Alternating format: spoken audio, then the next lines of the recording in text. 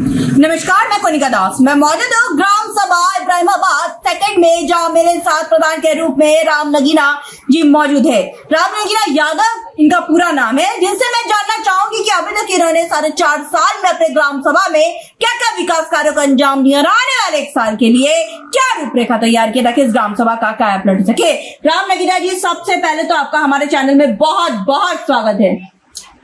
हमारे तरफ से आप लोगों को बहुत बहुत जो कि धन्यवाद कि कम से कम आप लोग हमारे यहाँ आकर के इस चीज़ को उठाने का कार्य हम किए। और हमारा 4 साल का कार्यकाल रहा, जो हमारे गांव में जितना भी रास्ता, नाली, नापदान, जो भी चपोट जो बाधित था, उसको हमने धीरे धीरे सब बनाया और गांव की जनता के लिए नाली, नापदान, चक्रोट, लाइट, सारी व्यवस्था हमने किया।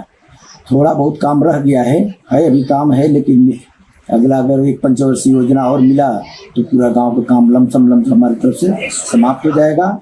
और सुख सुविधा देखते हुए बच्चों की शिक्षा दीक्षा के भी स्कूल में सारे टाइल्स सारा वहाँ लाइट वाइट की व्यवस्था, पंखे उनकी की कुर्सी उर्सी की जो नहीं थी सब हमने किया। पंचायत भवन का कायाकल्प किया, आंगनबाड़ी का किया, सचिव आवास का किया। हाँ, जहाँ नहीं था एकदम दूर दूर तक ये लोग कचरा में जाते थे, उसको हमने फेंकवा करके उसमें सब खंजा जो इंटरलॉकिंग जो जहाँ जैसे बनने लगता हमने काम किया है। आवास और शौचालय अभी तक कितने आपने आवंटित? हमारे यहाँ 15 अभी आवास, शौचालय 110 के लमसम मतलब यही हमारे यहाँ मतलब छूटा उठा था। जो गरीब मतलब दाएं बाएं हुए सब जो अलग हुए अपने परिवार से, उनमें मतलब वंचित थे, उनको हमने दिया। स्वच्छ भारत मिशन में आपकी क्या राय है? स्वच्छ भारत तो स्वस्थ भारत, स्वच्छता को लेकर आप अपनी ग्राम सभा में क्या क्या काम करवा रहे हैं? स्वच्छ भारत के लिए हम लोग साफ सफाई पर भी ध्यान देते हैं। मतलब कि जहाँ भी हमारे यहाँ नाली नापदान है, पानी जल जमा होता है, उसको हम लोग झाड़ियों में कटवाते हैं, सफा कराते हैं, वहाँ दवा का छिड़काव कराते हैं। और बच्चों के पढ़ने के लिए अच्छी सुविधा जो है हम लोग उसको जो है कि मुहैया कराते हैं। ओडीएफ में आपकी ग्राम सभा हो चुकी है, आरआर सेंटर वगैरह बन चुका है, कूड़ा गाड़ी आ चुकी है? नहीं, अभी हमारे यहाँ नवीन प्रति या बंजर इस चीज के नाम पर मेरे गांव सभा में जमीन कहीं खाली नहीं है। तो हमारे यहाँ पानी की टंकी मेरे गांव सभा में नहीं जगह था, तो हमने बगल की ग्राम सभा से 3 मंडा जमीन अपने यहाँ मतलब लिए, उस प्रधान से लिखवा करके हमने अपने ग्राम सभा के पानी टंकी, वो मेरा काम जो है लटका हुआ है, वो नहीं हुआ। अब फिर आरआरसी का जो बनवा रहे थे तो 30 कड़ी एक जमीन है, एक यादव जी हैं जो बीएमसी में है, पीएससी में है, वो हमेशा झगड़ा प्रमाद रहते हैं। वो हमको जो है जब बनाने हम लोग जाते लेबर मिस्त्री तो डंडा लेकर के गाली गुप्ता दे करके मारने के इरादा से दौड़ते हैं लोग, तो हम लोग छोड़ दिए। अब उसी तरह पड़ा हुआ है। लेखपाल काम को कहे बहुत मतलब दौड़े धूपे, लेकिन कहीं से कुछ नहीं, जाओ प्रधान हो आप खड़े होकर बनवा लो, ये कर लो कर ले, कहे कोई आया नहीं, कोई सहयोग इस तरह से नहीं मिल पाया कि उसको हम बनवा लें। कोटेदार लेखपाल से पूर्ण रूप से संतुष्ट है कि नहीं? लेखपाल से पूरा संतुष्ट है। लेखपाल को इनसे है थोड़ा सा, कोटेदार विकलांग है, अब उसको बच्चा भी है और छोटा सा भी कम उम्र का है, और उसके पिताजी गुजर गए। जनता उसको जो बड़ी मतलब ये करती है, उसको सहयोग करती है, लेकिन वो नहीं समझ पाता है इसके बारे में। आप पता नहीं क्या है, हम तो अगल बगल के गाँव से जनता जाके अपना लेती है, इसके यहाँ कोटा ही बहुत कम आ गया है, बहुत कम है। स्वास्थ्य की मैं बात करूँ तो हमारे उप मुख्यमंत्री ब्रजेश पाठक जी स्वास्थ्य मंत्री है, स्वास्थ्य के प्रति काफी जागरूक भी है, तो स्वास्थ्य को लेकर कोई रूपरेखा आपने तैयार किया है अपनी ग्राम सभा में कि स्वास्थ्य को आप बेहतर बना सके? हमारे यहाँ बगल में रसूलपुर यहाँ से 500 मीटर की दूरी पर है प्राथमिक उपचार केंद्र है, तो वहाँ डॉक्टर रहते हैं। जो भी समस्याएं होती है लोगों की देख रेख अच्छा से हो जाता है, कोई इस तरह से बात नहीं है। हमारे यहाँ सरकारी हॉस्पिटल है, बगल में है, 500 मीटर दूरी पे है। तो अपने यहाँ जागरूक हम लोग करते हैं, आंगनबाड़ी है, आशाएं हैं, आशाएं दीदियाँ जाकर के गाँव में घूम करके बहने जा करके सबको जो कि जागरूक करती हैं। हमेशा हम लोग छोटे छोटे अपना कैंप लगा के लोगों को भी अपना बताते हैं। तो इससे मतलब ये रहता है। स्वास्थ्य की मैं बात करूं, हमारे उप मुख्यमंत्री ब्रजेश पाठक जी स्वास्थ्य मंत्री होने के नाते काफी जागरूक भी है, तो स्वास्थ्य को लेकर कोई रूपरेखा जो आपने तय किया है और अभी तक कोई निःशुल्क कैंप वगैरह आपने लगवाया है? हाँ, लगवाए थे 3 साल पहले एक बार लगा था। यही सारे डॉक्टर आए थे, हर विभाग के गांव के लोगों को बुला करके निःशुल्क दवा भी देते हैं लोग, चेकअप भी होता है और ब्लड जांच भी मतलब कर लेते हैं, जो चलने लायक चलते फिरते में होने लायक उसको करते हैं लोग। 12 तो शमशान घाट के लिए कुछ आपने सोचा है कि लिखित आवेदन करना है, बनवाएंगे आप? नहीं मैम, हमारे यहाँ 1-2 जमीन नहीं है, हमारे यहाँ कोई ऐसी जमीन है जिसमें हम खेलकूद का मैदान बना लें या शमशान घाट बना लें। हमारे यहाँ शमशान घाट 500 मीटर दूरी पे बना हुआ ऑलरेडी रजिस्ट्रेशन है। वो सूरजपुर में सारे क्षेत्र के लोगों का वहाँ आ जाता है। इस तरह से हमारे यहाँ जगह की दिक्कत है। अगर जगह मिलता है तब इस पर जगह मिलता तो हम काम करा देंगे। खेलकूद का मैदान है, बच्चे बहुत परेशान रहते हैं। हम मतलब कि अभी हमारे यहाँ कोटिया स्याही गोदाम बनाना है। उसके लिए गिरीशन यादव जी से आपने खेलकूद मैदान के लिए लिखित कभी आवेदन किया है? नहीं सर, ऐसा तो नहीं कर पाया। हाँ, तो फिर आप करिए, उसकी प्रतिलिपि आप हमें भेजिए, या यहाँ से नहीं होगा तो लखनऊ से। जमीन नहीं है मेरे गाँव सभा में, कहाँ से होगा? अब तो कुछ कब्जे भी हैं प्रधान जी आपके यहाँ, कोई कब्जे नहीं है आपके यहाँ? नहीं, सब चमार बस्ती बसा हुआ है उसमें, और वो लोग बहुत गरीब हैं। उसका ऑलरेडी सबका मकान बना है, तो उसको गिरवाना ये करना जनहित में अच्छा नहीं है सर। सही नहीं है। हाँ, बड़ी घनी आबादी हमारी। आपकी अगर मैं बात करूँ महिला समूह की, तो सही ढंग से चल रहा है? सारे समूह वगैरह सही चल रहा है? इक्का दुक्का है, मतलब नहीं ठीक है, लेकिन उसमें कुछ है। लेकिन हमारे यहाँ 10 समूह है लमसम। अच्छा प्रधान जी, आपके यहाँ पे बड़ा है जी।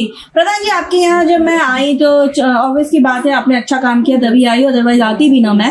सारे प्रधानों का काम नहीं हो रहा है। लेकिन एक समस्या अभी भी मिली है कि कहीं कहीं जैसे रोड की बड़ी समस्या है, जैसे बड़ी गाड़ी है वो सब जा नहीं पा रही है और बहुत खोद दिया गया है, बहुत सड़क बहुत खराब है। तो इसका निवारण आप कब तक करवा देंगे? हमारे यहाँ ऐसा कि अभी पानी की मतलब जो टंकी है वो नहीं बनी, पाइपलाइन भी नहीं बिछा है। हमारे यहाँ जो रोडें हैं अभी ठीक है, खोदा नहीं, जब पाइप पड़ेगा तब तो खुदाई होगा सर। तो इसलिए वो मतलब हमारे यहाँ जो भी चीजें हैं वो ठीक है, कोई दिक्कत नहीं है। और जो रास्ता थोड़ा बहुत अगर डैमेज है तो उसको हम लोग प्रयास करते हैं, कहीं से आएगा पैसा तो उसको हम लोग रिपेयर करा देंगे, उसको बनवा देंगे।